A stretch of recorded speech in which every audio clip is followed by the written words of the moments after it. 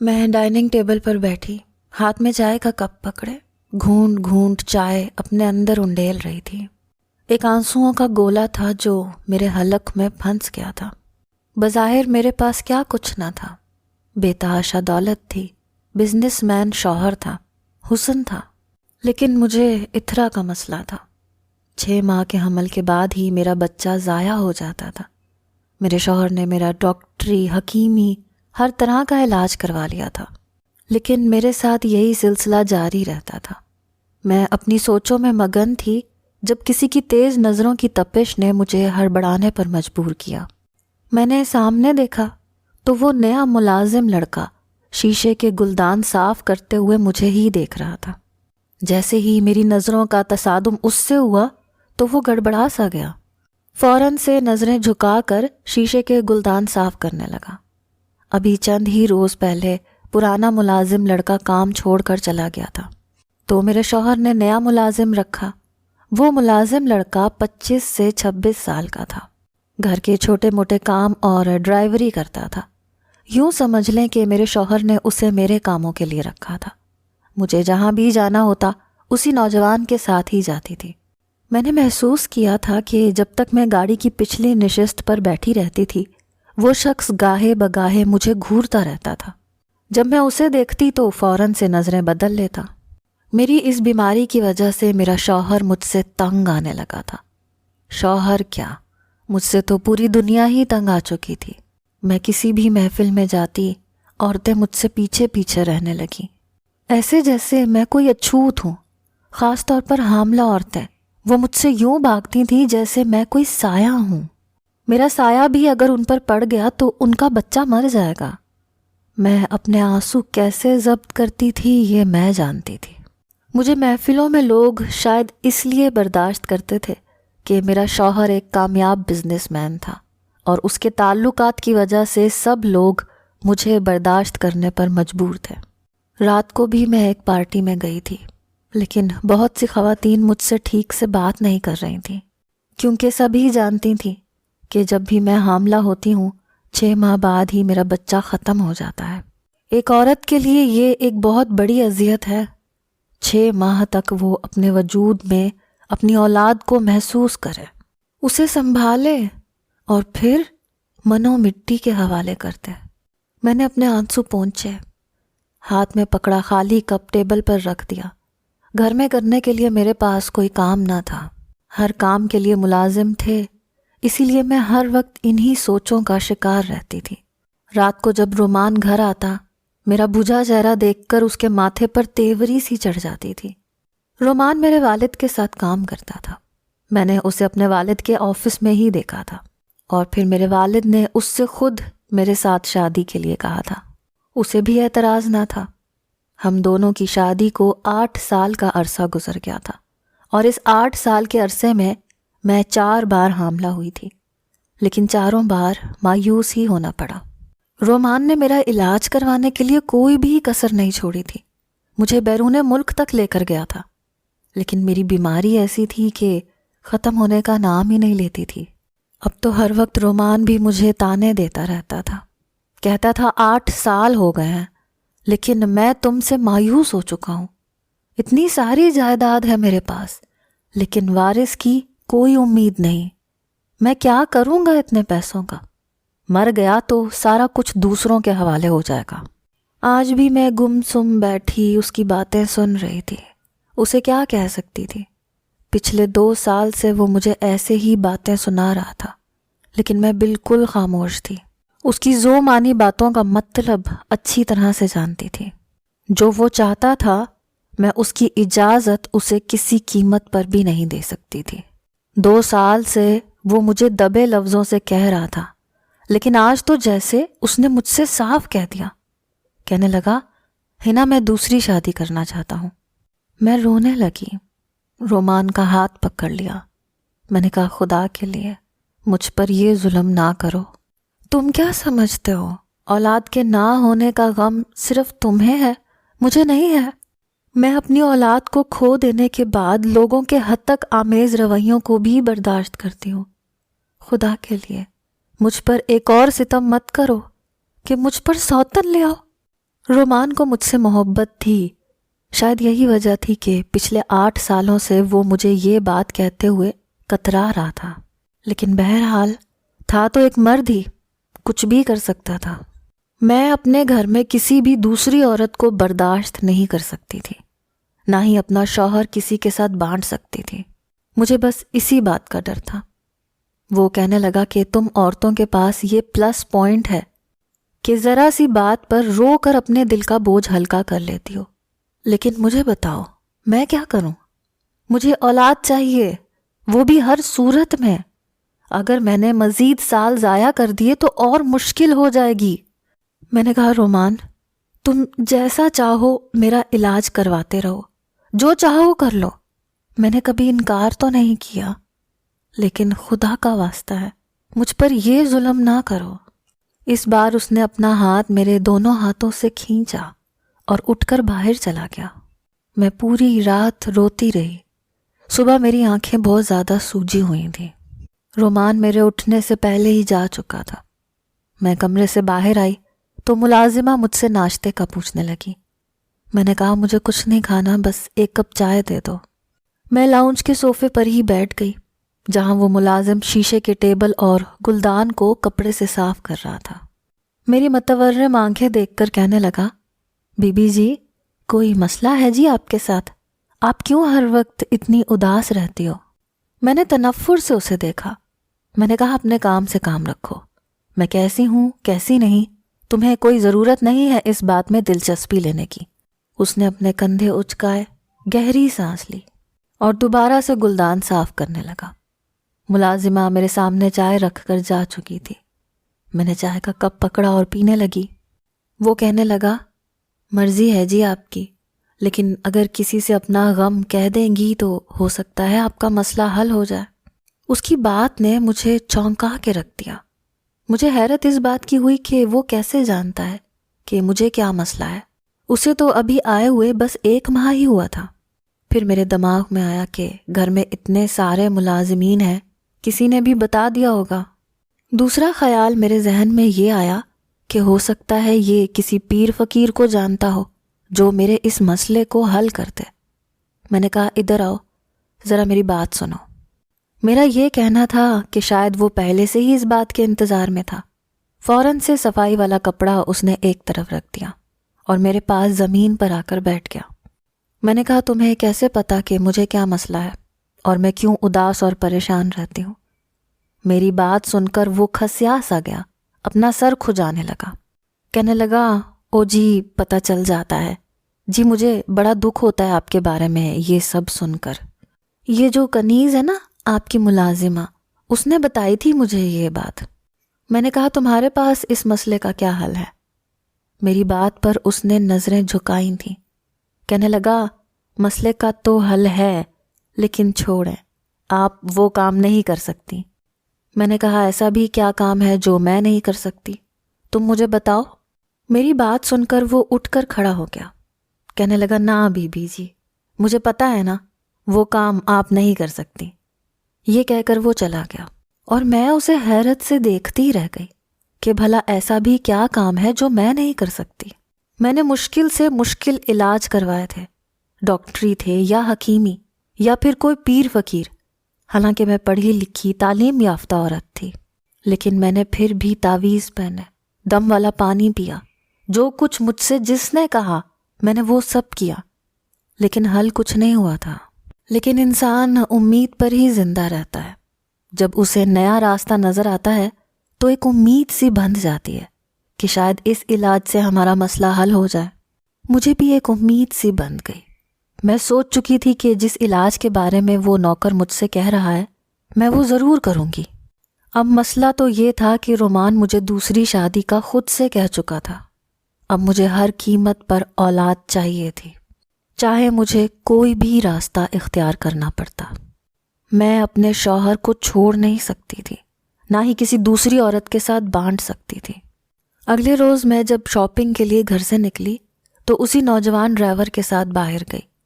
گاڑی میں بیٹھتے ہی ادھر ادھر کی باتوں کے بعد میں نے اسے کہا کہ وہ مجھے بتائے کہ وہ کیا علاج ہے، میں ہر صورت وہ علاج کروانا چاہتی ہوں۔ کہنے لگا بی بی جی میں نے آپ سے کہا تو ہے یہ آپ کے اختیار سے باہر ہے، عورت ہر کام نہیں کر سکتی۔ میں نے کہا کیا جو علاج تم بتا رہے ہو اس سے 100% مجھے اولاد ہو سکتی ہے؟ کہنے لگا ہاں بالکل ہو سکتی ہے، اور اس بات پر تو میں شرط لگا سکتا ہوں۔ جتنے وثوق سے مجھ سے وہ یہ بات کہہ رہا تھا مجھے اس کی باتوں پر یقین سا ہونے لگا۔ میں نے کہا کیا کوئی عامل بابا ہے جو اس چیز کا علاج کرتا ہے، یا کوئی ڈاکٹر حکیم؟ میری بات پر وہ ہنسنے لگا، کہنے لگا نہیں، ان تینوں میں سے کوئی نہیں ہے، ان تینوں کے پاس تو آپ کئی بار جا چکی ہیں اور مایوس بھی لوٹی ہیں۔ میں حیران ہوئی کہ ایسے علاج تو یہی 3 قسم کے لوگ کرتے ہیں، یہ مجھے کس بارے میں بتانے سے کترا رہا ہے۔ میں نے بار بار اس سے یہ بات پوچھی کہ وہ کیسا علاج ہے، مجھے بتاؤ، لیکن وہ میری بات ٹال جاتا۔ جتنا میں متجسس تھی یہ جاننے کے لیے کہ وہ کون سا علاج ہے جو میری اس بیماری کو ختم کر دے گا، اتنا ہی وہ شخص مجھے بتانے کو تیار نہ تھا۔ اب تو میں بس دن رات یہی سوچتی رہتی کہ وہ مجھے کسی طرح سے اس علاج کے بارے میں بتائے تاکہ میرا گھر ٹوٹنے سے بچ جائے۔ آج کل میں نے دیکھا تھا رومان مجھ سے بالکل بھی بات نہیں کر رہا تھا۔ آفس سے گھر آتا تو لیپ ٹاپ لے کر بیٹھ جاتا، اس کے بعد موبائل پر اپنے کبھی دوستوں سے باتیں کرتا رہتا، کبھی چیٹ کرتا رہتا۔ اگر میں اس سے کوئی بات شروع بھی کرتی تو وہ بیزاریت دکھاتے ہوئے کمرے سے باہر چلا جاتا۔ لیکن اس کے بعد جو میں نے دیکھا، میرے پیروں کے نیچے سے زمین نکل گئی۔ آج بھی میں اس ڈرائیور کے ساتھ ایک شاپنگ مال پر گئی تھی، وہاں میں نے رومان کو ایک خوبصورت سی لڑکی کے ساتھ دیکھا۔ وہ اس لڑکی کو شاپنگ کروا رہا تھا۔ اسے دیکھ کر تو میرے جیسے ہوش ہی اڑ گئے۔ یہ رومان کی وہی سیکرٹری تھی۔ وہ ملازم لڑکا بھی میرے ساتھ تھا، میرے چہرے کی اڑی ہوئی رنگت دیکھ رہا تھا۔ رومان اور وہ لڑکی چند قدم کے فاصلے پر میرے سامنے ایک شاپ کے اندر کھڑے ہنس رہے تھے، باتیں کر رہے تھے، اور وہ لڑکی اپنے لیے کپڑے پسند کر رہی تھی۔ وہ رومان سے پوچھ رہی تھی کہ وہ کون سا ڈریس لے، اور مجھے لگا جیسے میں کھڑی کھڑی دھواں دھواں ہو چکی۔ میرے اندر سے کوئی چیز چھن سے ٹوٹی تھی۔ وہ میرا شوہر تھا، میں نے اس سے محبت بھی بے تحاشا کی تھی، اس کے ساتھ میں کسی بھی لڑکی کو برداشت نہیں کر سکتی تھی۔ مجھے یاد ہے جب میری شادی ہوئی تھی تو شادی سے پہلے رومان کی یہی پرسنل سیکرٹری تھی، لیکن میں نے آتے ہی اس کی چھٹی کروا دی تھی۔ میں نے کہا تھا رومان تم اپنی سیکرٹری کسی میل کو رکھو، میں تمہارے ساتھ کسی بھی فیمیل کو برداشت نہیں کر سکتی۔ اس وقت تو رومان نے میری بات مان لی تھی، لیکن اسی لڑکی کے ساتھ اس کو دیکھ کر میرے ہوش اڑ کے رہ گئے تھے۔ دل میں عجیب و غریب سے وسوسے اٹھنے لگے۔ میں نے شاپنگ بیگز وہیں پھینکے اور تیز قدموں سے چلتی ہوئی رومان اور اس لڑکی کے سامنے کھڑی ہو گئی۔ مجھے دیکھ کر وہ دونوں چونکے۔ میں نے کہا رومان یہ کون ہے؟ میرا لہجہ اتنا سخت تھا۔ رومان نے کہا ابھی تم گھر جاؤ، میں گھر آ کر بات کروں گا تم سے۔ میں نے کہا نہیں، مجھے ابھی بتاؤ یہ کون ہے؟ تم کیسے کسی لڑکی کے ساتھ بازاروں میں گھوم پھر سکتے ہو؟ میرے شوہر ہو تم، اور میرے لیے تو تمہارے پاس وقت نہیں ہوتا۔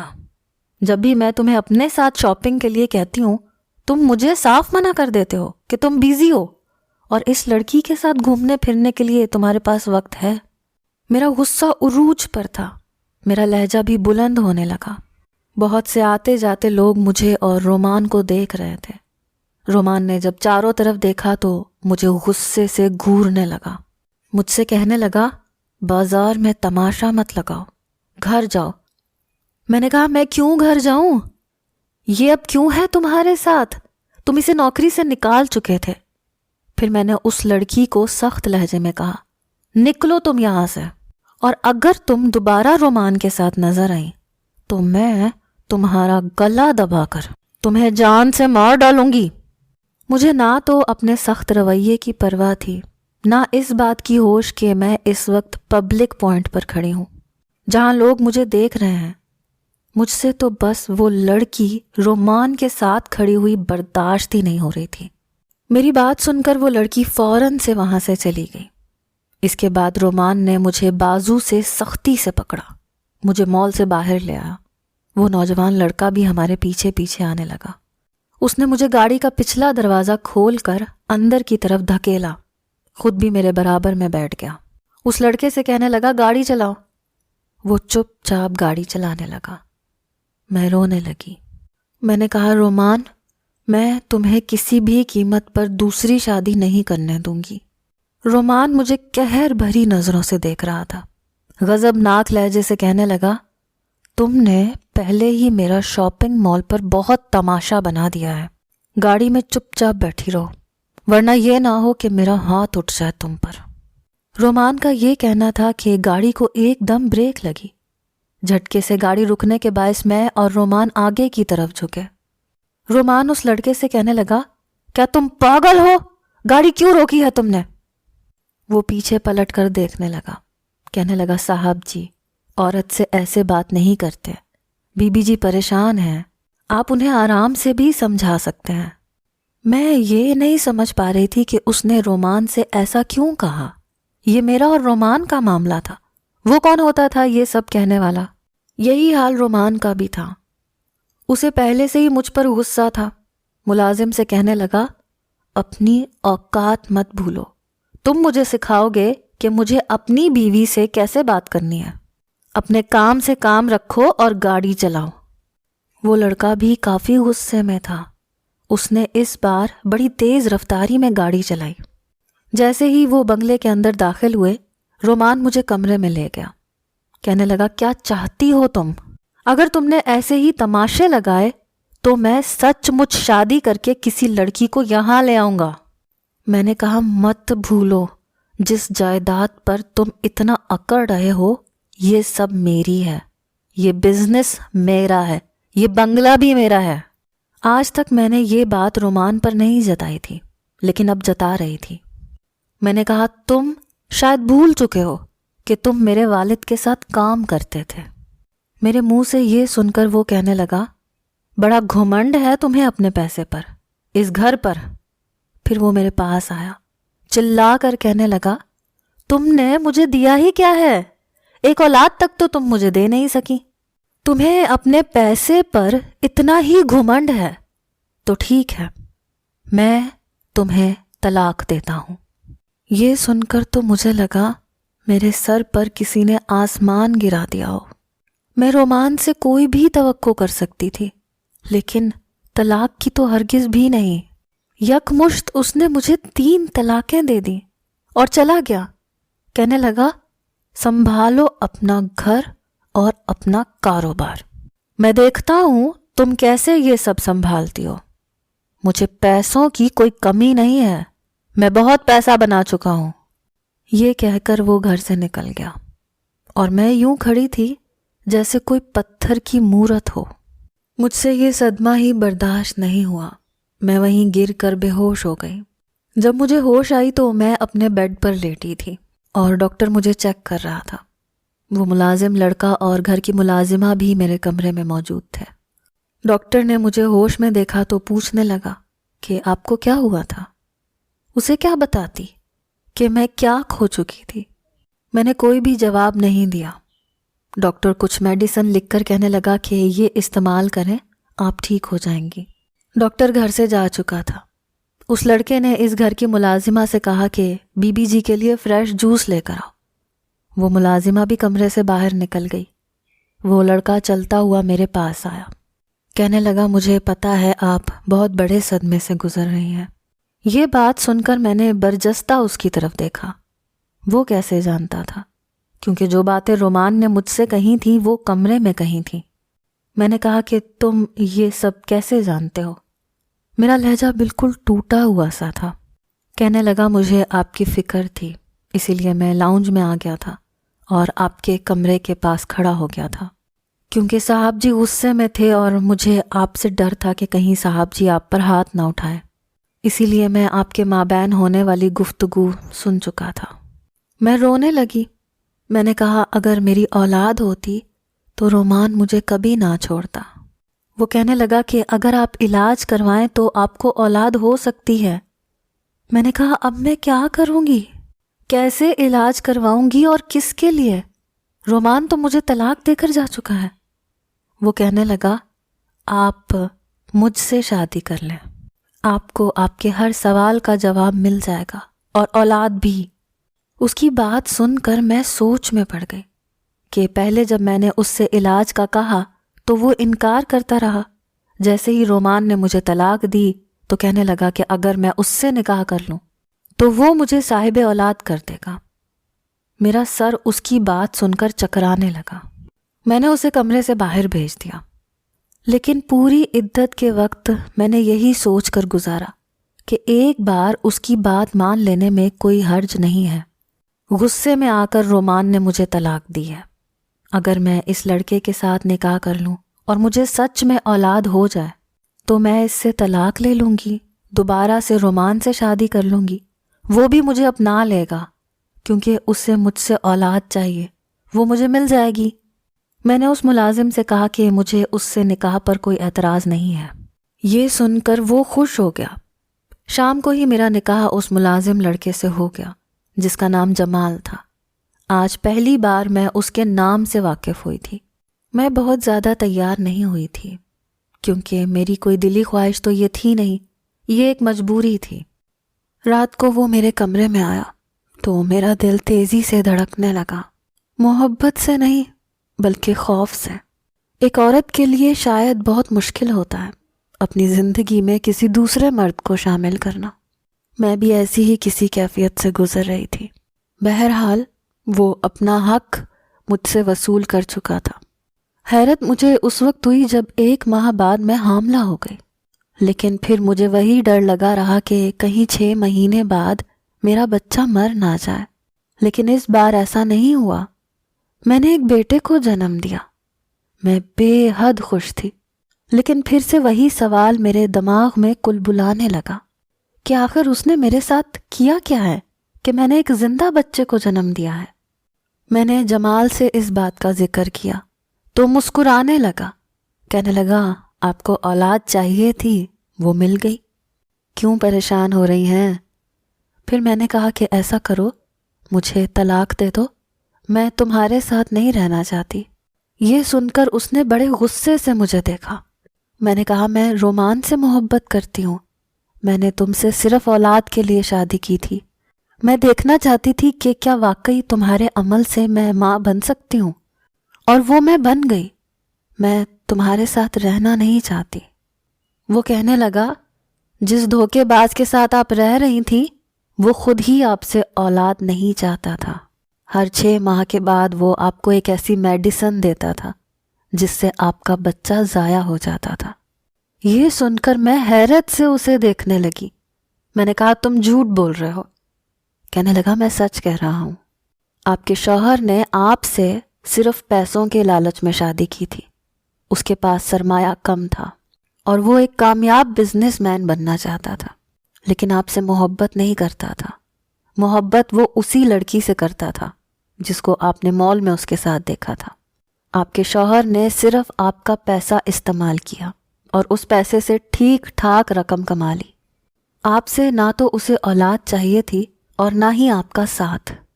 یہ کہہ کر اس نے مجھے اپنا فون تھما دیا جس میں ایک ویڈیو تھی جس میں رومان فون پر اس لڑکی سے یہ ساری باتیں کہہ رہا تھا کہ پلان کامیاب ہو گیا ہے، اب اس کے پاس اتنی دولت ہے کہ اسے نہ تو میری ضرورت ہے اور نہ ہی میرے کسی احسان کی۔ جمال کہنے لگا کہ یہ سب باتیں میں اسی وقت سن چکا تھا جب میں نے یہاں نوکری شروع کی تھی، اسی لیے مجھے آپ سے ہمدردی ہونے لگی تھی۔ کب یہ ہمدردی محبت میں بدل گئی مجھے پتہ نہیں چلا۔ آپ بالکل ٹھیک ہیں، بس آپ کا شوہر ہی آپ کے ساتھ وفادار نہیں تھا۔ کیا اب بھی آپ اس شخص کے ساتھ رہنا چاہتی ہیں؟ جمال یہ کہہ کر کمرے سے باہر چلا گیا۔